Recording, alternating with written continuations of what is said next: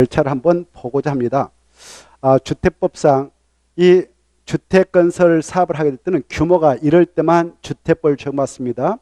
단독주택은 최소 한꺼번에 30호 이상, 단독주택은 이렇게 한 집, 두 집, 세 집 이걸 호란 말씀입니다. 이렇게 알겠죠? 그 다음에 공동택은 이렇게 한 동에 여러 세대를 넣을 수도 있잖아요. 구분세권이 각각 인정되지 않습니까? 공동택. 그래 한 세대, 두 세대 이렇게 하거든. 그래서 공동택은 최소 한도 30세 이상.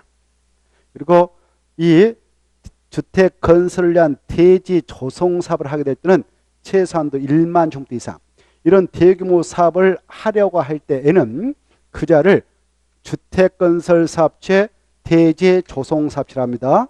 그네들이 사업을 하고자 할 때는 건축법상 건축주로서 건축법에 따라 건축허가를 신청하는 게 아니고 주택법상 사업계획서를 작성해서 무엇을 신청한다? 사업계획 승인을 신청한다 그러는 겁니다. 사업계획 승인. 그러면 사업계획 승인을 신청하게 되는 대상은 단독택 몇 호 이상일 때 신청한다고요? 30호. 공동택은 30세 이상. 대지는 1만 종대 이상. 이걸 가지고 한번 출제했습니다. 단독 30호, 대지 1만. 이걸 알고 있는가를 물어본 바 있습니다. 이해돼요? 그러면 들어보세요. 이 규모 단독택 30호가 안 된다. 10호밖에 안 된다. 10호. 그러면 건축법을 적용받아요. 그러면 건축법상 건축주로서 건축허가를 신청해서 건축받고 건축하지 주택법상 처벌받지 않는다. 주택법은 최소한도 규모가 30호, 30대 이상 1만 종대 이상이다. 이렇게 이해를 해 두셔야 됩니다. 다만 이 단독택 중 한옥이 있다. 한옥 알죠? 한옥이라는 것은 바로 나무하고 흙하고 기와집 같은 것들을 한옥이라고 합니다.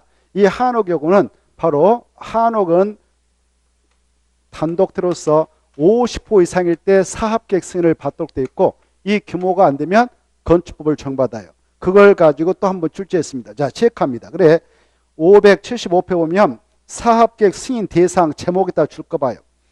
제목 사업계획 승인 대상에다 줄 것이고 가로 1번 주택건설 사업의 경우 찾아서 줄 것이고 1. 단독주택 30호 거기다 줄 것이고 끝에 가면 바로 다음 어느 하나에 해당하는 주택의 경우는 50%한다. 그다 줄 것이고 나 한옥 그렇게 딱 찾아서 그것만. 그 다음에 2번 공동택은 30세 이상 그것만 봐두시고 마지막 2번 대지 조성사업의 경우는 면적이 1만 종대 이상 마지막 줄. 이걸 사업계획 승인 대상이다 이렇게 보시고 넘어갑니다. 넘어가서 자 2번 사업계획 승인권자가 나옵니다. 그러면 누구한테 사업계획 승인을 신청하냐? 사업계획 승인권자한테 신청하게 되는데 사업계획 승인권자는 누구냐면은 저 사업을 하려는 지역이 있지 않겠습니까? 그 지역을 관할하고 있는 지방자치단체장한테 신청합니다. 그래서 사업계획 승인권자가 가로 1번 주택건설사업 대지 조성사업으로서 그 대지 면적이 10만 종대 이상이면 자 특별시장 줄 것이고 광역시장, 특별자치장, 도지사, 특별자치도사 얘네들이 약속으로 시도사를 합니다. 그리고 대도시장 여기다 체크해요. 그 다음에 2번 보면 그 10만 종대 미만이다 그러면 특별시장, 광역시장, 특별자치장, 특별자치도사, 시장, 군수다 거기다 주시고 그 다음에 가로 3번이 이제 중요합니다. 가로 3번은 중요표.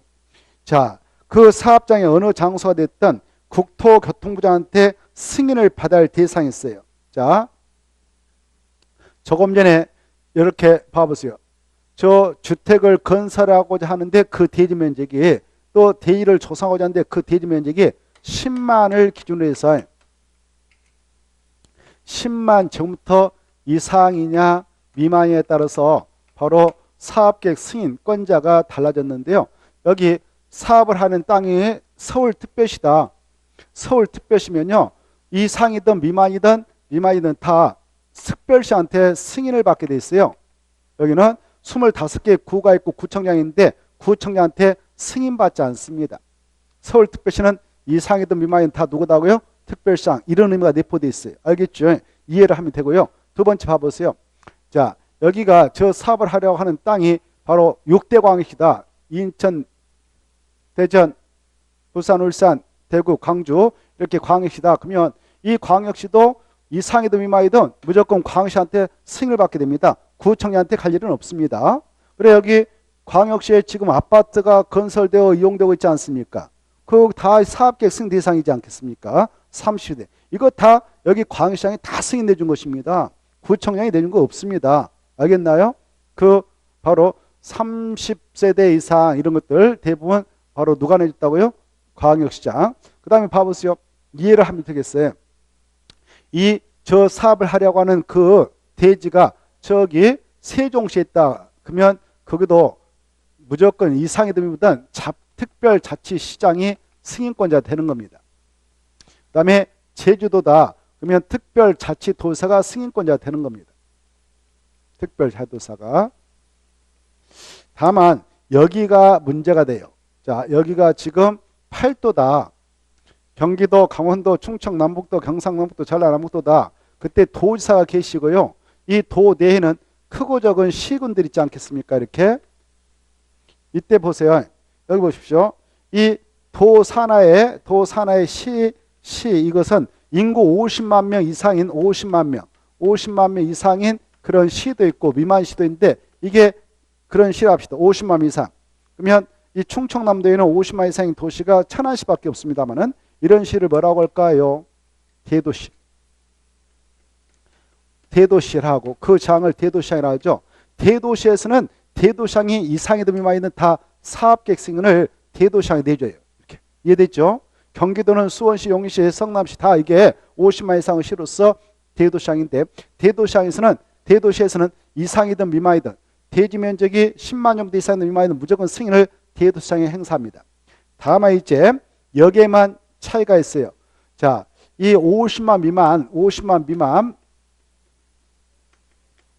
미만 시가 있다. 그때 그 시장 또 군 있다. 군수가 있을 건데 이 장소에서 시군에서 저 사업의 면적이 10만 제곱미터 이상이다. 10만 제곱미터 이상이면 도사님한테 승인을 받고 미만일 때만 시장한테 승인받는 거예요. 미만일 때는 시장. 여기 군도 똑같아. 10만 제곱미터 이상이면 군수한테 가고 미만이면 군수한테 한다. 이렇게 이해되죠? 그런데 여기 보세요. 전 국토는 이 지역에서 벗어난 적이 하나도 없습니다. 이걸 모자이크 해가지고 국토가 구성되어 있거든. 근데 그 지역이 어느 지역이든 불문하고 그 사업을 하려는 사업 주체가 여기 이 사업을 하려는 사업 주체가 아까 사업 주체가 이렇게 있었는데 이 사업 주체가 이렇게 있습니다만은 사업을 하려는 그 사업 주체가 국이 나온 친구가 있어. 국가 할 때 국. 한국 토양할 때 국자 보죠. 이 국국이라고 합시다. 국가가 한국 토양. 이 한국 토양산 국가에서 만든 공사거든요. 그래서 여기 보십시오. 국가가 한국 토양사가 이 사업을 하려는 사업주다. 그럴 때는 바로 무조건 국장한테 가서 승인을 받는 거예요. 국장.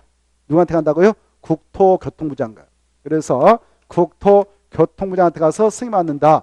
이걸 가지고 출제했네요. 이걸 가지고. 그래 이 누가 사업을 하게 되는 경우에는 규모와 감시 국토교통부장한테 승인을 받아야 되는가? 국국이다. 국국이. 국가할 때 국. 한국 토지 주택공사 할 때 국. 국국이는 국장한테 승인 받습니다. 그 내용이 1번 나오죠. 가로 3번 보면 국토교통부장이 사업계획 승인권자인 경우 1. 국가 한국 토용사 주택건설 사업을 시행한다. 그때는 누구한테 가서 승인받는가? 국토교통부장은. 두 번째, 바로 330만 제곱미터 이상의 규모로 택지발사업, 대도시발사업을 추진한 지역 중 그 다음에 줄 거 봐요. 국토교통부장안이 지정 고시한 지역 안에서 거기다 체크. 국토교통부장안이 지정 고시한 지역 마지막 줄 576페이지 576페이지 마지막 줄 국토교통부장안이 지정 고시한 지역에서도 국장한테 받고 3번 봐보세요. 3번 또 두째 줄 국토교통부장이 지정 고시한 지역 거기다 체크해요. 그리고 4번 이번 코스에서 나눠놓고요. 보시다시피 바로 여기 보십시오. 이 국토교통부장이 야 여기서 사업할 때 나한테 승인받아 라고 고시한 지역이 있다든가 국가가 사업한다 한국 토용사 사업할 때는 누구한테 승인받았는가? 국토교통부장관이다. 이렇게 좀 이번 코스에서 봐두시고, 그 다음에 이제 577페이지 보시면요, 공구별 분할 주택건설 사업이 나올 겁니다. 여기 이런 겁니다. 여기 보십시오. 이 사업주체라는 자가 대규모 사업을 하게 되는데요. 여기 한꺼번에 이걸 600세대 이상으로 건설해서 분양하려고 그래요. 600세대 이상으로 건설해서 분양하려고 하는데 한 번에 사업계획서 작성해서 승인 신청합니다. 승인을 받고 나서 바로 승인 고시가 떨어지면 몇 년에 사업을 하도록 됐냐? 5년에 들어가야 되거든요. 5년.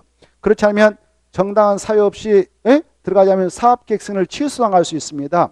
그러면 승인받았던 사업체는 설계도서 비용도 날아가고 승인받기 위한 여러 가지 시간도 허비하게 되는 것이고 등등 여러 가지 그 비용 면에서 엄청난 타격을 받을 수가 있어요. 그래서 우리 법에서는 야, 이거 한 번에 바로 사업계획 승인을 받아가 가지고 한 번에 사업을 들어가면 미분양에 속출할 때 문제가 되니까 이렇게 이 단지에 한꺼번에 건설하는 주택수가 600세대 이상이라면 109, 209 이렇게 나눠서 공구별로 분할해 주택을 건설해서 공급해도 된다라는 공구별 사업을 허용하게 되는 겁니다. 공구별 사업을 허용해서 이거 나름대로 109 건설해서 분양하게 되면 분양이 됐다 그러면 분양이 이루어질 때 209를 들어가도록 허용하기 위해서 공구별 사업을 인정해 주고 있습니다. 그래 이때 공구별 사업을 하게 될 때는 그 단지에 최소 몇 세대 이상을 건설할 때만 공구별 사업을 인정하고 있냐면은 600세대 이상인 단일 때만 공구별 사업을 인정하게 되는데요. 그 내용이 2번 나옵니다. 2번 체크합니다. 주택건설 사업을 시행하는 자는 전체 세대수가 몇 세대 이상인 주택단지를 공구별로 분할해 주택을 건설 공부할 수 있도록 하느냐? 600세대. 찾았나요? 이걸 가지고 한번 출제했습니다. 그대로 써가지고 600을 가로쳐 놔가지고 가로 안에 들어갈 수치 어려운 거 이게 한 문제였습니다. 이런 건 너무 쉬운 거 아닙니까? 자, 넘어가 보십시오. 이때 공구의 구분 기준이 나왔죠. 공구의 구분 기준은 다음 요건을 모두 충족한 것을 요구한다 해서 이때 만약 여기 보십시다. 이때 공구별로 분할해서 주택 건설 공급을 하게 될 때는 그 단지 안에 들어설 세대수가 최소한도 몇 세대 이상일 때 가능하다고 그랬어요? 600이. 여기 봐봐요. 600세대 이상을 한 건에 건설할 때만 공구별로 바로 분할해서 건설 공급을 허용하는데 이때 공구별로 분할해 나가고자 할 때 이 109, 209를 나눔에 있어서는 폭을 몇 미터 이상 띄도록 됐냐? 6미터 이상 띄어야 되고요. 그 다음에 공구마다 최소한도 몇 세대 이상을 배치해야 되냐? 300세대 이상. 이렇게 그 내용이 1번 6미터 이상 넓이로 공간 경계를 설정할 거 그따 줄 것이고 한번 1번 제가 입고 가면 그것만 딱 6미터 이상의 넓이로 공구간 경계를 설정할 거 그것만 딱 받으시고 제일 위에 박스 578페이지 거기에 그 다음에 2번 공구별 세대수는 몇 세대 이상으로 할까? 3 이것만 딱 받으십시오. 그 다음에 이제 넘어가셔서 580페이지 승인 절차가 나올 겁니다. 찾았나요? 승인 절차가 나와 있는데 거기 통과하고 581조 2번 보십니다. 사업계획 승인 결정해서 가로 2번 가운데 사업계획 승인권자는 사업계획 승인 신청을 받은 때는 정당한 사유가 없는 한 그 신청을 받은 날부터 찾아오고 있나요? 가운데 오른쪽에 넘어왔는데 오른쪽 페이지 넘어왔는데 2번 사업계획 승인 결정해서 며칠 내 승인여부를 통보해주라. 그래 이걸 가지고 한번 출제했습니다. 60일을 기억하십시오. 사업계획 승인 신청하면 승인 신청에 들어가면 승인권자는 며칠 내 승인여부를 결정해서 통보하는가? 60일 이것만 딱 받으시고 통과합니다. 통과하셔서 한참 넘어갑니다. 넘어가서 보시면은 585페이지가 나옵니다. 585페이지 통과해도 되겠고 그 다음에 586페이지 보시면 586페이지 보면은 7번에 나올 겁니다. 사업계획 승인을 취소해서 1번 사업계획 승인권자 체크합니다. 사업계획 승인권자는 다음 각호 어느 하나에 해당하는 경우 사업계획 승인을 취소할 수 있다 이렇게 돼 있죠. 가로 건너뛰면 취소할 수 있다. 어떤 경우냐? 1. 사업주가 사업계획 승인을 받은 후 몇 년에 공사를 시작하지 않으면 취소할 수 있다. 5년 이렇게 돼 있죠. 단 공구별 사업의 경우 최초 공고 애후 공고 경우는 최초 공고 첫 공시부터 2년의 공사를 시작하지 않아도 그 사업계획 승인을 취소할 수 없다 이렇게 돼 있네요. 자, 무슨 말이냐면은 이겁니다. 아까 이 사업계획 승인을 통째로 받았다. 공구별로 사업을 하지 않고 그냥 통째로 받았다 그러면 승인 고시가 따르면 바로 5년의 사업에 착수해야 돼요. 정당한 사업시에 들어가면 승인을 취소할 수 있습니다. 그런데 공구별로 사업을 하겠다라고 사업계획 승인을 받아갔던 경우에는 1공구는 사업계획 승인 고시 떨어지고 나서 5년에 들어가요. 5년에 들어가고 그 다음에 2공구 있지 않겠습니까? 2공구는 최초 공고에 대한 첫 공시부터 2년에 착수를 해야 하는데 설령 2년에 들어가지 않았더라도 사업계획 승인을 취소할 수는 없다는 겁니다. 왜냐하면 바로 사업계획 승인을 취소하면 1공구에 들어갔던 공사건도 다 취소를 당하는 격이 되어서 위법건축이 돼버리잖아요. 그래서 우리 법에서는 바로 공고별로 사업을 하겠다라고 해서 승인고시를 받아갔을 때에는 1공구는 승인고시가 있고 나서 5년에 들어가도록 돼 있고 5년에 안 들어가면 사업계획 승인을 취소할 수 있다. 다만 정당한 사유였으면 1년 이내에 보면서 연장받을 수 있다. 그리고 2공구 경우는 최초 공고에 대하여 첫 공시부터 2년에 들어가도록 돼 있고 만약 2년에 들어가지 않았다 하더라도 사업계획 승인은 취소할 수 있는 건 아니다. 이렇게 일단 이해를 해 두십시오. 나머지 통과하고요. 그 다음에 이제 오른쪽 넘어오셔서 587페이지 587페이지 보면 이제 이 사업 시행 절차 나오죠. 이 사업계획 승인을 받았던 승인고시를 받았던 자는 5년의 사업을 착수하게 될 때 착공신고를 하고 들어갑니다. 제목 받으시고요. 착공신고하고 시공에 들어갑니다. 넘어가시고 쭉쭉쭉 넘어가시면은 바로 590페이지가 나올 겁니다. 590페이지가 나오는데 590페이지도 통과도 되겠고 591페이지 보면 사용검사가 나와요. 이 사용검사는 시험에 나올 거다 생각하고 좀 잘 읽어두실 필요가 있어요. 자, 먼저 사업주체는 마지막 봐봐요. 사업주체는 사업계획서마다 시행하는 주택건사업이라든가 대지 조성사업을 완료했다 또 합쳐요. 완료했습니다. 완료한 경우는 주택과 대지에 대하여 누구한테 가서 사용검사를 받느냐? 시장, 군수, 구청장. 다만 국가가 지방 한국토동사가 사업주체 때는 국토교통부장한테 사업계획 승인을 받았기 때문에 국토교통부장은 사용검사를 받아야 됩니다.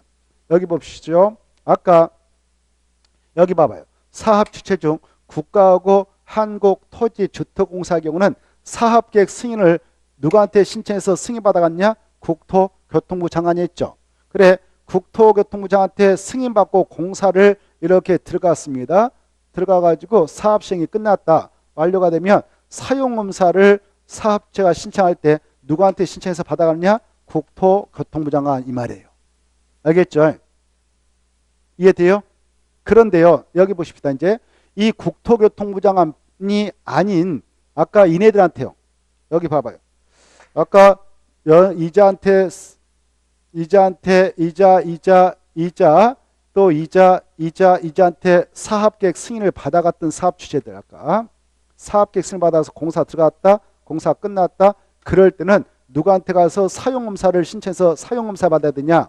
여기 서울특별시는 각각 구청장 있지 않겠습니까? 구청장한테 받아야 돼요. 그래서 서울특별시장이 사업계획 승인을 내주고 나서 야 너네 구에서 사업을 하겠다라고 승인 받아갔다라고 서류를 구청장한테 다 송부해 주게 돼 있어. 그러면 송받았던 구청장이 25명 구청장이 있거든요. 구청장이 그 서류 가지고 있다가 바로 사업체가 공사 다 끝나고 나서 구청장한테 사용검사 신청해서 사용검사권자로서 구청장이 검사를 내주게 돼 있다. 이렇게. 그래서 서울특별시는 사업계획 승인권자하고 사용검사권자는 같다 다르다? 한번 맞춰봐요. 달라. 승인권자는 아까 누구 했다고? 특별시장. 근데 사용검사는 누구 했다고? 구청장. 다르다고요. 여기 6대 광역시 여기도 마찬가지예요. 6대 광역시에서는 사업계획 승인권자가 광역시장이 있는데 다 사업 끝나고 나서 공사 끝나고 나서 사용할 때 사용 검사권자가 구청장이니까 구청장한테 받는 거예요. 구조가 똑같아. 여기하고 여기. 이해됐죠? 근데 이 저기 세종특별자치시장 있잖아요. 세종특별자치시는 기초자산체가 없어요. 아직. 그래서 이 특별자치장이 사업계획 승인도 내주고 검사도 자기가 내주는 거예요. 제주도도 똑같아. 제주도도 아직 기초자산체가 없거든요. 그래서 사업계획 승인도 특별자도에서 내주고 검사도 자기가 내줘요. 그 다음에 여기 대도시에 아까 대도시장이 자기가 승인 내줬잖아요. 승인 내준 것은 자기가 또 검사돼요. 근데 여기 도지사한테 승인받았던 건은 여기에서는 무조건 시에서는 시장, 군에서는 군수가 검사권을 행사하고 있거든. 그래서 자기가 승인 내준 것도 도지사가 승인 내준 것도 다 시장한테 검사를 받도록 됐습니다. 군에서도 마찬가지. 도지사가 사업계획 승인을 내줬던 건이라도 군수한테 서류 송부해주면 공사 끝나고 나서 사용검사는 군수한테 받도록 되어 있습니다. 그래서 자 아까 국토교통부 장관한테 사용검사 신청해서 그자한테 사용검사를 받을 게 누가 사업을 했을 때냐? 국가하고 한국토지동사. 그쵸? 이자한테 승인받아갔던 것은 국장한테 검사도 받아간다. 그래서 검사권자가 국토교통부장인데 그러나 아까 이 경우는 바로 시장, 군수, 구청장이 검사권자인데 여기 보세요. 아까 특별자치장, 특별자치도지사, 시장, 군수, 구청장을 약자로 주택법에서는 시장, 군수, 구청장을 했거든. 그래서 바로 시장, 군수, 구청장한테 검사 받아가라 이렇게 하고 있어요. 이해돼요? 자, 그래 누가 사업을 하게 될 때만 국장한테 사용검사 받아가냐? 국국이. 이렇게 국국이. 국가할 때 국, 한국, 토지동사 할 때 국. 나머지 지자체장한테 그 승인받았던 자들은 시장, 군수, 구청장이다. 이렇게 차이점을 받으시고 넘어갑니다. 넘어가셔서 바로 593페이지 봅시다. 593페이지 보면 사용검사 절차가 나올 거 15일만 이번 코스에서 받으셔요. 사용검사는 자 며칠에 해야 한다? 15일. 이 수치가 중요하거든요. 15일. 아까 체크했죠. 15일. 그 다음에 바로 4번 임시 사용승을 볼까요? 임시 사용승 보면은 자 1번 좀 봐두시고 여기 보십시다. 여기 아까 주택법상 사업계획 승인 신청할 때 규모가 단독 몇 호요? 30호 이상.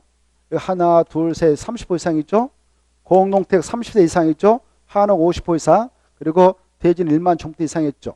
그래 이때 사업계획 승인 신청해서 사업을 착수해가지고 사업이 시행됐다. 근데 단독택 한 번에 아까 30호 이상이란 말이에요. 그때 30호 다 공사 끝내고 나서 바로 사용검사 신청해서 사용검사가 이제 검사받고 사용할 수도 있지만 물리적으로 단독택은 한 동 졌다. 그러면 독립해서 사용할 수 있어 없어요? 공사 끝나고 사용할 수 있잖아요. 그렇죠? 이걸 1호라거든.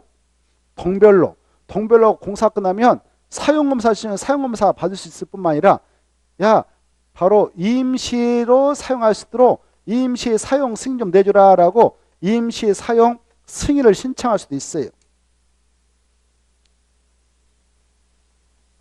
그러면 이 사용 검사권자가 검사해가지고 바로 임시 사용 승인을 내줄 수가 있어요. 이렇게. 임시 사용 승인을 받으면 사용을 할 수 있거든요. 이때 자 이것 보러 주택건설사라고 해. 주택건설사업은 단독이동 공동택 동별로 공사 끝나면 물리적으로 독립해서 사용할 수 있잖아요. 그래서 동별로 공사가 완료되면 임시 사용 승인 신청해서 임시 사용 승인 받아서 사용할 수 있고 특히 공동택은요. 봐보세요. 한 동 다 건설이 되어지지 않고 이렇게 한 동인데요. 여기 500세대가 들어간다. 500세대 다 건설 완료될 때까지 기다리지 않고 바로 공사가 여기까지 진행되다가 끝나버렸다. 지금 여러 가지 문제가 있어가지고 그러면 세대별로 공사가 끝났다 그러면 물리적으로 독립해서 사용할 수 있거든요. 그래서 세대별로 공사가 끝나면 공동택은 임시 사용 승인청에서 임시 사용 승인 받아서 사용할 수 있다라는 거. 그리고 대지 조성사업은 이게 어마어마 크게 하나의 대지를 조성해 여기다 집 지으려고 한다. 주택. 그때 이거 다 공사가 끝난 다음에 사용검사 신청에 사용검사 받고 사용할 수 있게 그때 주택 딱딱 건설해서 사용할 수 있기도 하지만 그 사업장이 크다 그러면 1 사업 시행주고 2 사업 시행 이렇게 구획을 나눠서 진행할 수 있어. 구획을 나눠서 진행할 수 있는데 구획별로 공사가 다 끝났다 그러면 이 부분만 물리적으로 독립해서 사용해 나가고 주택 건설에 들어갈 수 있도록 임시 사용 승인을 받아갈 수 있도록 허용하고 있다. 그래. 자, 정리합니다. 주택 건설 사업의 경우는 동별로 공사 관리되면 또 특히 공동택은 세대별로 공사 관리되면 대지는 구역별로 공사 관리되면 임시 사용 승인을 해 줄 수 있다 없다? 있다. 이 정도를 체크해 봅시다. 가로 1번.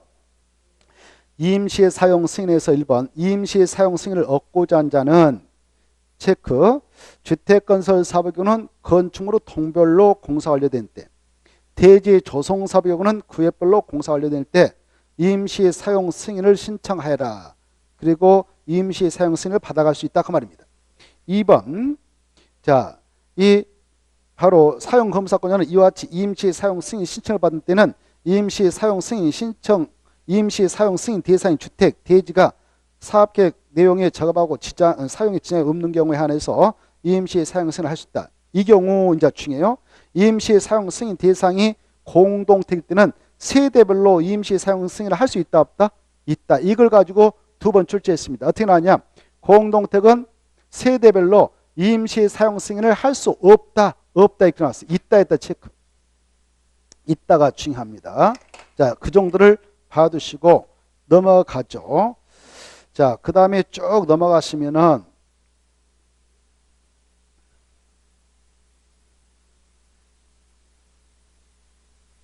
한참 넘어갑니다.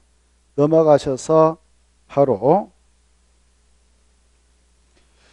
623페이지 주택자금이 나올 겁니다. 주택자금 중 주택상환 사채가 나오죠. 주택상환 사채 623페이지 주택상환 사채 찾았나요? 자, 이게 이번 시험에 또 나옵니다. 주택법상 이게 꼭 함께 나오니까 이번 코스에서 좀 봐두시면 좋겠다 이런 생각을 갖고 있는데요. 이 주택법상 주택상환 사채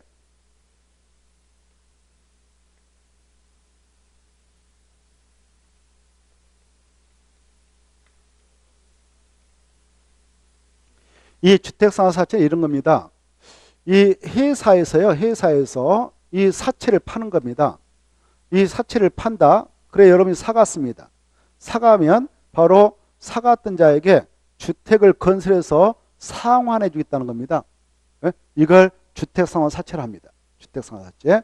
이때 이 사채를 발행해서 자금 확보했다. 그거 주택 건설해서 돈 벌을 수 있는 사업 주체는 2명에만 인정하고 있어요. 이 사채 발행해서 자금 들으면 그 자금 갖고 주택건 사업을 허용하고 있는 사업 주체는 2명 있는데 누구냐? 바로 한국토지주택공사하고 하나, 그 다음에 여기 보세요. 민간업자인 일정한 요건을 갖춘 등록사업자 이 2명에게만 이 사채 발행해서 자금 확보해가지고 사업을 하도록 허용합니다. 2명에만. 이게 중요해요. 그게 나왔죠. 그러면 발행권자 이렇게 나왔을걸? 발행권자 찾았나요? 발행권자 누구 있다고요? 한국토지주택공사하고 등록사업자 이렇게 2명이만 그 자격을 인정하고 있어요. 아무나 이 사채 발행해가지고 돈 들으면 그거 확보해서 사업하도록 허용하고 있지 않습니다. 2명만 그렇게 허용을 하고 있다 이렇게 먼저 아셔야 돼요. 그게 핵심이거든요. 그래 이 주택상환 사채를 발행할 수 있는 발행자는 2명밖에 없다. 한국토지주택공사하고 한국토지주택공사하고 그 다음에 바로 일정한 요건을 갖춘 일정한 요건을 갖춘 자 갖춘 등록사업자 여기 왜 한번 보실래요? 이자하고 이자 중 누구는 민간업자라고 그랬습니까? 누구는 민간업자예요? 둘 중. 그래 등록사업자 이걸 이해하셔야 돼. 양자 중 누구를 민간업자라고 한다고요? 등록사업자. 등록사업자는 우리가 일상에서 아까 현대건설이라든가 그 코아로 회사라든가 프로조 건설회사 이런 걸 들어봤죠, 여러분들. 그렇죠? 우리는 그것들을 민간 건설회사라고 하잖아요. 그네들을 우리 법에서 뭐라고 한다고요? 등록사업자를 합니다. 등록사업자. 여러분도요. 여기 보세요. 여러분도 아까 말씀드렸다시피 여기 봐봐요. 여러분이 민간 아닙니까? 돈 벌었습니다. 연간 즉 내년도 2019년도 1년 동안 한꺼번에 단독택을 20% 이상 건설해서 팔아먹고 싶다. 그럴 때는 국토교통부장한테 미리 사업자 등록을 해야 됩니다. 법적으로. 등록할 때 아까 세 가지 준비하면 된다고 그랬죠. 세 가지. 그렇죠? 이렇게 아까 1년 동안 연간 단독택을 20% 이상 건설하고 하자 한다. 1년 동안 공동택을 20세 이상 건설하고자 한다. 대지 조성사업을 1만 용대 이상으로 연간 하고자 한다. 그러냐는 미리 국토교통부한테 사업자 등록해라. 이렇게 규정하고 있거든요. 등록하려면 세 가지 준비사가 해야 된다. 자본금, 기술인, 사무실 준비사가야 국토교통부장이 사업자 등록을 내주면 그때 그 자를 등록사업자를 한다 그랬잖아요. 생각나죠? 여러분도 등록사업자가 될 수 있어 없어요? 있습니다. 여러분은 법인 만들어서 가면 자본 얼마만 있으면 돼요? 3억 원. 개명을 하면 자산평가액이 6억 원 이상 있으면 입장하는 서류 내면 되고 기술인을 바로 확보하면 돼요. 저 주택건 사업자로 등록을 할 때는 건축 분야 기술자이사 사무실 확보하면 되고 그 다음에 대종 사업자로 등록을 할 때는 토목 분야 기술인 1명 그리고 사무실 준비하면 되겠죠. 그래 등록하면 이제 등록사업자 되는 겁니다. 등록사업자 되는 거 어렵지 않지 않습니까? 이렇게 됐습니다. 그랬다고 해서 이제 바로 자본금 겨우 법인 만들어서 갔는데 3억밖에 없어. 그저 무조건 이 사채 팔아가지고 야 이거 하나 사갈 때 3억 사가라. 내가 아파트 3억짜리 만들어서 줄 테니까. 막 팔아가지고 자금 몽땅 들어왔다. 그래서 사받다가 지가 어떻게 해서 부도나버렸다 그러면 어떻겠습니까? 여러분이 주택 상환 사채를 그 업자한테 사놓고 바로 주택을 분양받기를 기다리고 있었는데 그저 무너져 버렸다 그러면 엉망진창이 되지 않겠습니까? 그렇죠? 그래서 근데 한국토지주택공사는 부도날 일이 있어 없습니까? 국가에서 운영하고 있는데 이게 나라가 망하지 아니한 상 부도날 일은 없을 것입니다. 그래서 이 친구는 걱정할 거 없는데 이 친구가 문제란 말이야. 이 친구. 알겠죠? 그래서 야 민간업자 너는 무조건 등록사업자의 지위를 가지고 있다 해서 이 사채 발행해서 자금 들으면 그거 가지고 사업할 수 있는 건 아니다. 일정한 요건을 갖춰야만 된다. 너는 이렇게 규제합니다. 규제. 알겠죠? 규제를 받아요. 자, 어떤 요건을 갖춰야 이 친구는 사채 발행해서 자금 들으면 그거 가지고 사업하고 주택건 사서 그 사채권자한테 갚아주는가? 아까 봐보세요. 여기 개명으로 사업자 등록이 이루어질 수도 있고 법인명으로 받아갈 수도 있잖아요. 이때 개명으로 받아갔던 자는 발행을 못해요. 법적으로. 법인명으로 받아갔던 업자인 등록사업은 발행합니다. 법적으로. 첫째. 이해돼요? 누구는 안 된다고? 개명으로 등록사업자 됐던 자는 안 돼. 법인 만들어서 갔던 자만 되는 거예요. 그리고 법인 아까 얼마만 있으면 법인으로서 사업자 등록받아 등록사업자 될 수 있다? 3억. 이거 그래 등록사업자로서 법인이 있는데 사본금 겨우 3억밖에 안 돼. 이거 안 돼. 최소한도 5억 원 이상 있어야 바로 발행할 수 있는 자격을 주는 거예요. 그게 그래 이 법인일 거 그리고 자본금 얼마 이상 있어야 된다고요? 5억 원. 그렇다고 해서 무조건 발행 자격을 주느냐? 아니에요. 이거 봐보세요. 이런 조건을 갖추고 있고요. 주택건설 실적이 있어야 됩니다. 최근 3년간 연평균 300세대 이상 건설적이 있어야 돼요. 300세대. 그리고 이것만 요구하느냐? 아닙니다. 야, 너 사바다가 이거 사갔던 자에게 주택 건설해서 갚아줬는데 중도에 부도나면 어지럽잖아. 그래서 너는 네가 무너지면 다른 사람 책임질 수 있도록 이거 해야 된다 이렇게 하고 있어. 보증을 내세워라 이렇게 하고 있어. 이게 중요해. 뭘 내세우라고요? 보증. 보증까지 딱 받아놔야 너는 발행할 수 있다. 그게 바로 가로 2번에 나오지 않습니까? 등록사업자는 다음 규정에 맞고 보증을 받은 경우에만 사채를 발행할 수 있다. 이렇게 돼 있죠. 무엇을 받아야 한다? 보증. 보증. 그래 금융기관이 은행 같은 데 가서 주택도시보증공사에 가서 보증을 받았을 때만 발행하고 기억, 니은 요건을 갖춰야 된다. 이렇게 돼 있죠. 기억, 니은 좀 전에 설명한 것이거든요. 그런 요건을 갖춰야 등록사업자는 발행할 수 있습니다. 여기서 이제 정리합니다. 여기 보세요. 공법에서요. 야, 너 뭐 할 때 믿을 수 없으니까 이거 세워. 그래 네가 무너지면 이자가 책임지도록 해. 라고 보증이란 말을 등장시킬 때는 그자가 민간일 때만 보증을 꼭 적용한다 이렇게 하셔요. 이 공적 주체인 이런 자에게는 보증제도를 적용하지 않는다 이렇게 하십시오. 알겠죠? 공적 주체에게는 보증을 적용한다 안 한다? 안 한다. 이거. 그래 여기 보십시오. 한국토지동사가 발행할 때는 보증을 받도록 돼 있을까 안 받고 발행할까? 보증 받지 않고 발행한다. 이렇게 구분하면 좋겠습니다.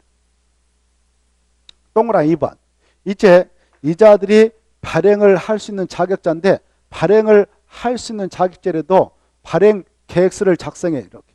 발행 계획서 따당 발행 계획서 작성해서 이 정도를 발행을 하려고 합니다. 라고 이 발행 계획건에 대해서 바로 승인을 받아야 발행이 허용되는데 누구한테 가야 되냐? 국토교통부 장관. 동그라미 2번 나왔죠. 이걸 가지고 출제했어요.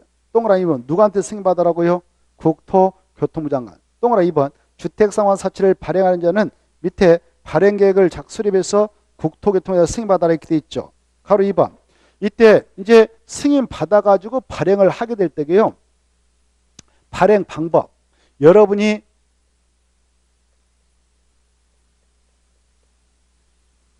얘네들한테 주택 하나 미리 분양받고자 사채를 삽니다. 뭐 3억 주고 살 수도 있어요. 하나. 이때 이렇게 사채를 사게 되면 이자들이 발행하게 될 때 증권을 줍니다. 이렇게 증권. 이렇게 증권을 주는 거예요. 그래 이때 증권을 주는데 증권에다 이번에 사갔던 사람 주택상환 사채 가지고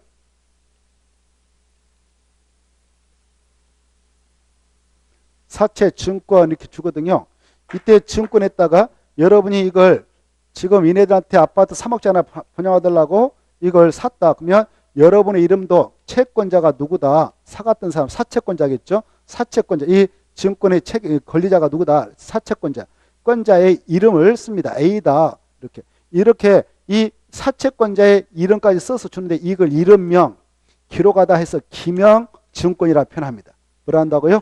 기명증권. 그래서 이 주택상환 사채를 발행할 때는 기명증권으로 발행한다. 이게 중요해요. 무엇을 발행한다? 기명증권. 기명증권 뜻 알겠나요? 이름을 써서 주는 겁니다. 이름을 써서 주는 거예요. 그래 마지막 셋째 줄 주택상환 사채를 기명증권으로 하고 그 다음에 봐보세요. 이 친구들이 이걸 하나 팔 때 이렇게 사채 3억짜리 판단 말이에요. 내가 아파트 3억짜리 건설 줄 테니까 이거 사가라. 3억 주라. 이렇게. 그때 여기 보니까 액면가 정말 3억을 써졌네. 여기 봐봐요. 3억 써졌어. 그러면 3억을 다 받고 팔 수도 있어요. 이걸 액면 금액으로 발행한다. 이렇게 표현하고 들어봐요. 액면 금액으로 발행한다. 이렇게 발행해도 되고 이거 3억에 팔라고 했는데 야 안 사 이렇게 해요. 그러면 어때? 급해 죽겠는데 자금 들여 사볼 수 있겠는데 그때는 이걸 3천만 원 할인 줄 수. 그러면 2억 7천에 사가라. 대신 우리가 3억짜리 아파트 만들어 갚아줄 테니까 이걸 할인 방법을 합니다. 그래 할인 방법도 된다. 이게 중요해. 알겠죠? 거기 써졌죠. 마지막에 액면 또는 할인 방법으로 발행 이렇게 되어 있습니다. 그 정도를 봐두시기 바랍니다. 넘어가서 보시면 자 이때 이 친구가 A였습니다. A한테 이네들이 팔았다 합시다. 그러면 이네들은 이 친구한테 주택을 건설해서 상환해서 갚아줘야 되거든요. 이때 여기 보십시다. 이때 이 사갔던 사채권자에게 주택을 건설해서 갚아줄 때 상환기간이 있는데 상환기간은 몇 년을 초과할 수 없다. 3년. 오 맞습니다. 3년이라는 수치가 중요하거든요. 3년 초과 금지. 상환기간은 3년 초과 금지. 3년 안에 갚아주라 그 말입니다. 3년 안에. 자, 3년이라는 수치가 또 중요해. 기억할 때요. 주택상환 사채할 때 여기 보십시다. 사채할 때 사가 나왔다 해서 사는 기분 더럽게 나쁘잖아요. 죽을 사니까. 그래서 사자 앞에 3을 생각하자. 주택상환 사채의 상환기간은 3년이다. 3년이다. 이걸 꼭 아셔야 돼요. 그래서 3년을 초과할 수 없다. 이거 봐두시고 밑으로 내려가셔서 5번 봅시다. 5번 자 여기 봅시다. 주택상환 사채를 이 등록사업자가 발행했습니다. 아까 국토교통부장한테 등록했던 등록사업자가 요건 구비해서 발행했습니다. 발행해가지고 지금 사업을 하고 있는데 여러분이 A로서 이 친구한테 하나 사놨습니다. 아파트 분양받으려고. 그런데 이 등록사업자 법을 위반해 가지고 국토교통부장이 이 등록을 말소해 버렸습니다. 말소했다면 이자는 이제 업자가 아니겠죠. 그렇죠? 퇴출 당하죠. 이때 말소 효력은 이미 발행했던 사채에는 영향을 미칠까 미치지 않는다? 미치지 않아요. 미쳐버리면 이 사채도 무효가 돼서 이자가 보호되지 못하거든. 그래서 이 말소 효력은 이미 발행했던 사채에는 영향을 미치지 않기 때문에 이 사채는 그대로 유효하지 무효가 되는 것은 아니다. 이걸 봐두셔야 되겠습니다. 5번 중요해요. 5번 등록사업자의 등록이 말소된 경우에도 등록사업자가 발행한 사채, 주택상환 사채 효력에는 영향을 미친다, 미치지 아니한다? 미치지 아니한다. 그러면 이 주택상환사는 여러분이 사갔다면 무효가 된다, 그대로 유효하다. 그대로 유효하니까 책임져라 그 말이에요. 이해됐죠? 끝까지 책임진다 그건. 그 다음에 나머지 통과하고 오른쪽 넘어오셔서 자 가로 2번 상환. 주택상환 사채를 발행한 자는 발행 조건에 따라 주택을 건설해서 사채권자에게 상환한다. 뭘 만들어줘라? 주택을 건설해서 주택을 갚아줘라 그 말이에요. 그런데 자, 이 A라는 사람이요, 이 친구들한테 주택 아파트 하나 분양받아 3억짜리 사놨다 합시다. 그런데 이 주택을 얘네들한테 분양받을 필요성이 없어져 버렸어. 뭐 아버지한테 상속받은 주택이 하나 생겨버렸다든가. 그러면 어때요? 아, 주택 상환 받을 필요 없을 수 있겠죠. 그때는 나 그냥 현금으로 주라 이렇게 요구할 수 있어. 그러면 현금 상환도 가능합니다. 이자까지 계산해 주죠. 2번이 그겁니다. 주택상환 사채를 상환함에 있어서 주택상환 사채권자가 원하는 경우에는 주택상환 사채의 원금과 이자, 원리금을 현금으로 상환할 수 있다 없다? 있다. 현금 상환도 된다. 이 정도를 봐두시면 훌륭하겠습니다. 자, 그 다음에 넘어가 보시고 제3절 입주자 저축이 나올 건데요. 입주자 저축 해가지고 자, 이 법에 따라 주택을 공급받은 자에게는 미리 입주금의 전부 일부를 저축하게 할 수 있다. 이걸 약자로 입주자 저축이라 합니다. 이때 입주자 저축이란 국민택과 민영택을 공급받게 가반은 줄 거예요. 뭘 말한다? 주택 청약 종합저축을 말한다. 그래 현재 입주자 저축에는 주택 청약 종합저축 하나만 남아 있습니다. 과거에는 주택 청약 종합저축뿐만 아니라 청약저축, 청약예금, 청약품 이런 것이 있었는데 폐지시켜버렸어요. 그래서 현재는 주택 청약 종합저축만 남아 있는데 자 박스 안에 들어가서 한번 볼까요? 참고로 이제 박스 안에 있는 것은 이 입주자 저축인 주택 청약 종합저축은 한 사람이 몇 계좌만 가입할 수 있다? 한 계좌만. 그 다음 구조 1항은 주택 청약 종합저축은 누구든지 가입할 수 있다. 누구든지 거기다 체크해요. 누구든지라고 하는 것은 주택이 있는 자든 없는 자든 성년자든 미성년자든 세대주든 무세대주 아닌 자든 누구든지 가입할 수 있다. 이걸 꼭 아시고 이제 나머지는 참고인데 2번 주택 청약 종합저축 납입기간은 바로 가입한 날부터 주택 그 입주로 선정날까지 한다. 주택 청약 종합저축 월 납입금 2만 원 이상 50만 원을 한다. 이거 참고로 봐주시고 통과. 자, 그 다음에 쭉 넘어가셔서 한참 넘어갑니다. 넘어가면은 농지법이 나올 거예요. 농지법. 농지법을 보기 앞서서 저기 투기과일주가 하나만 맛보기로 투기과일주 그래도 좀 농지법, 주택법 하나만 좀 체크하고 넘어갈까요? 어디냐면은 608페이지 608페이지 오면 투기과일주가 나올 겁니다. 찾았나요? 자, 이 투기과일주가 위에다 주택법 이렇게 써놔요. 그래 투기과일주는 무슨 법에 근거하여 지정이 이루어지고 있는가? 주택법에 있다. 이렇게 주택법. 주택법. 지금 우리가 주택 보고 있는데 이 투기과일주는 가로 1번 보면 지정권자가요. 국토교통부장하고 시도사가 있습니다. 국토교통부장 또는 시도사는 주택가격 안정했다 체크해요. 주택가격 안정을 위하여 필요한 경우는 일정한 지역을 투기과일로 지정하거나 이를 해제할 수 있다. 이렇게만 봐두시고 2번 투기과일주는 해당 지역의 주택가격 상승률이 물가 상승률보다 현재 높은 지역으로서 바로 밑에 그 주택에 대한 투기가 상행하고 있거나 상행할 우려가 있는 지역 중 바로 다음 기준을 충족한 곳에 따라 지정하게 되는데요. 박스 안에 보면 투기과일주 지정 기준이 나와 있죠. 어떤 곳이면 지정할 수 있냐 해서 직존을 오늘 지정하려고 할 때 전달을 직존을 합니다. 직존을 가로 건너뛰면 직존으로부터 소급하여 주택 공급이 있었던 2개월 동안 해당 지역에서 공급되는 주택의 월평균 청약행률이 모두 5대 1을 초과했거나 공택규모 주택의 월평균 청약행률이 모두 10대 1을 초과한 곳에서 떠도 지정할 수 있고, 그 다음에 2번 주택의 분양가격이 직존을보다 30% 이상 증가한 곳입니까? 감소한 곳입니까? 그렇죠. 분양가격이 감소했다. 그 말은 어때요? 공급 물량이 줄어들었다 이거죠. 그러면 수요자는 많을 건데 주택 가격이 폭등하지 않겠습니까? 투기 바람이 일어날 수도 있죠. 그래서 주택의 분양가격이 직전부터 30% 이상 감소한 곳에 해당하여 주택 공급이 위축될 우려가 있는 곳에도 지정할 수 있다. 그 다음에 나머지 통과해도 되겠고, 그 다음에 쭉 내려가셔서 바로 지정 절차 나옵니다. 가로 1번 국토교통부장의 투기 과유를 지정하거나 해제할 때는 미리 시도사에 뭐 들어가냐? 의견 듣고, 그리고 시도사가 투기 과유를 지정하고 해제할 때는 국토교통부장과 협의한다. 그 말을 체크하십시오. 협의, 의견 들으라. 이렇게 의견, 협의. 오른쪽 넘어오시면은 가로 3번 해제가 나있죠. 이 원칙 국토교통부장과 시도사는 투기 과유주의 지정 사유가 없어졌다고, 투기 과유주의에서 지정 사유가 없어졌다고 인정할 때는 지체 없이 해제해야 된다. 그리고 2번 국토교통부장 1년마다 바로 투기 과유로 지정된 지역별로 해당 지역의 주택가격 안정 여건의 변화 등을 고려해서 투기 과유주 지정의 유지 여부를 재검토해서 해제할 필요가 있다고 인정하면 지체 없이 해제하고 공고해야 한다. 몇 년마다 검토해야 된가? 1년마다. 가볍게 봐두시고요.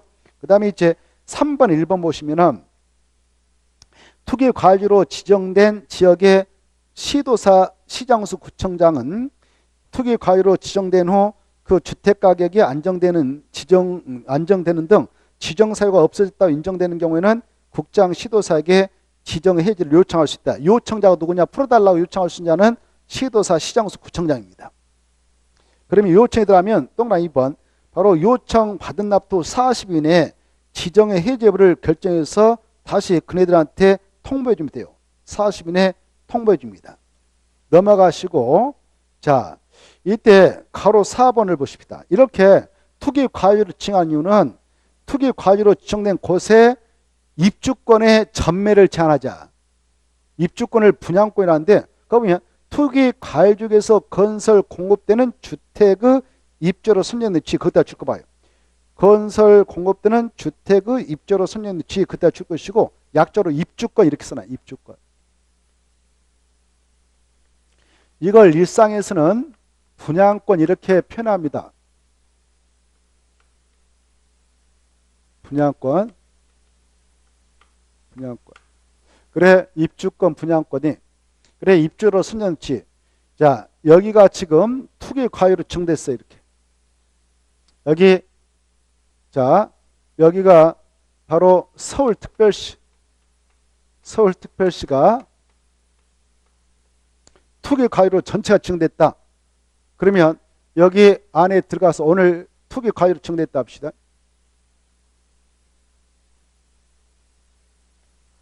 이렇게 지정된 후 이전에 이 투기 과유를 봐보세요. 투기 과유로 지정되기 이전에 여기에 있는 주택의 그 거래를 규제하고자 이걸 지정한 거 아니에요. 투기 과유로 지정된 이후에 여기서 신규 주택. 신규 주택을 분양받기 위해서 분양 신청했어요. 당첨됐어. 동호수가 결정난 거 아닙니까? 그때 동호수 결정났다. 그때게 그렇게 동호수가 결정나면 입주로 선정된 지위를 획득했다 이렇게 하는 거예요. 입주권을 획득했다 이렇게 하는 거예요. 입주권. 이걸 분양권이라 해요. 그러면 이 분양권 아직 소유권을 취득했어요. 아직 소유권을 취득하지 않는 상태예요. 소유권은 아직 공사도 안 끝났는데 아직 소유권은 넘어오지 않았죠. 사업자가 지금 공사 완성도 하지 않고 지금 들어가기 직전이란 말이에요. 그래 이때 이 입주권 동호수 결정 나와서 입주권이 확정됐다. 그 입주권의 전매 이것을 A가 지금 획득했어요. A가 신청해서 당첨됐단 말이에요. 동호수 결정 나가지고 바로 입주권을 획득했어. 그러면 아직 정시로 소유권을 넘겨받지는 않는 상태입니다. 사업 주체한테 아직 소유권을 넘겨받지 않는 상태예요. 그래 이렇게 소유권을 넘겨받기 전에 이전 단계의 지위를 입주권, 분양권, 입주로 선정의 지위라는데 그것을 A가 취득했다. 그러면 A가 이걸 바로 B한테 넘겨줘 버린다. 이걸 전매라고 전매. 뭐라 한다고요? 전매. 여기 봐봐요. 전매라고 그래. 전매할 때 돈 주고 팔았다 그러면 매매를 하고 그냥 공짜로 명의 줬다 그러면 증여라고 그래. 이거 못하도록 제한을 하게 해서 투기 과유를 지정합니다. 이걸 방치해버리면 넘겨서 막 튀기면 계속 주택가가 올라가 버리죠. 그러면 주택가가 안정을 도모할 수가 없게 된 것입니다. 그래서 이 전매 제한을 가하고자 투기 과유를 지정하는데 전매 제한 기간은 언제까지냐? 여기 보십시오.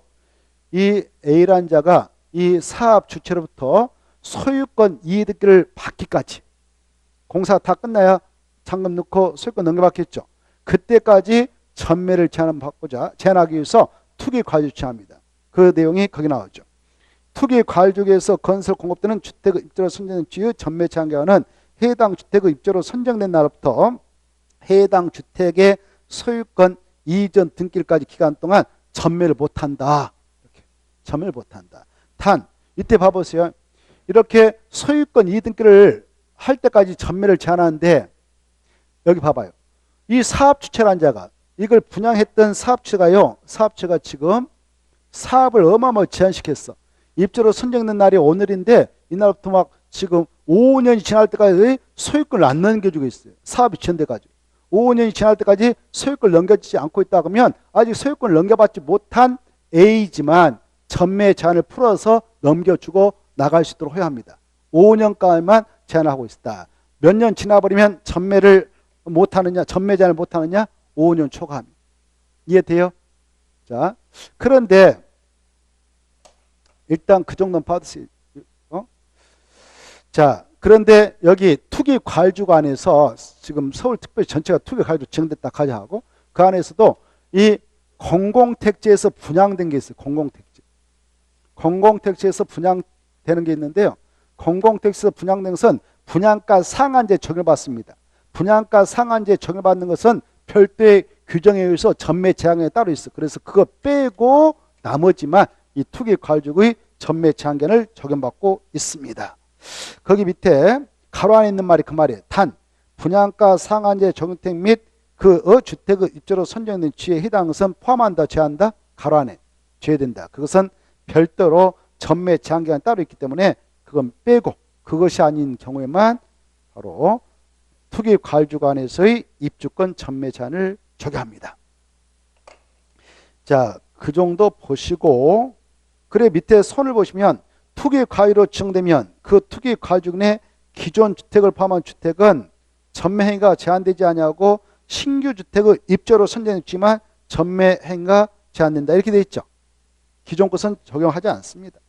일단 그런 것도 있구나. 넘어가 보시고 넘어가셔서 그 613페이지 보시면 613페이지 보시면은 4번 네, 가 수도권 보고 계신가요? 가 수도권 가 거기서부터 갈피 쳐봐. 이거 삭제됐고 가로 1 해당 지구 면적 50번 이 박스까지 싹 가번 전체 싹 갈피 쳐버리고 그리고 넘어가서 2에 1에 해당 주택의 주택 해서 박스 안에 그 세 칸으로 되어 있는 거 박스 그것도 갈표 삭제해버려요. 그렇죠. 그래서 오늘 드렸는데요. 그 자료 오늘 드렸거든요. 이거 오늘 4페이지에 있는 걸 오려서 거기다 붙이시기 바랍니다.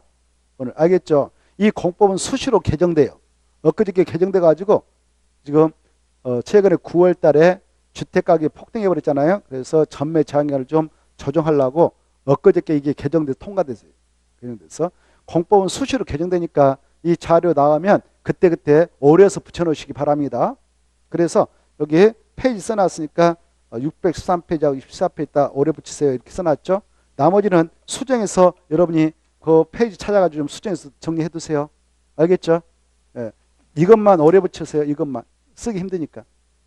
그리고 거기 614페이지 보면 나번 밑에 나는 그대로 살아있고요. 다번 있죠. 다번 지워버렸어요. 다번. 박스 밑에 다만. 박스 밑에 다만. 다도 여기다 써놨거든요. 그래서 써놔야 할 것을 여기다 써놨으니까 어려워서 붙인다든가 해서 이걸로 대체하세요. 됐나요? 네, 공법은 수시로 개정됩니다. 그때 제가 나름대로 좀 모아가지고 계속 해드리면 힘드니까 여러분들 한 2달 만에 3달 만에 이렇게 개정을 반영했을게 알겠죠? 자, 그 다음에 넘어가셔서 농지법을 좀 펴놓읍시다. 농지법을 잠시 쉬었다가 체크하고 그 다음에 도시개발법, 정비법 기초연구 좀 하고 오늘 일정 마무리 짓겠습니다. 자, 잠시 쉬었다가 농지법하고 도시개발법을 보도록 하겠습니다. 쉬었다.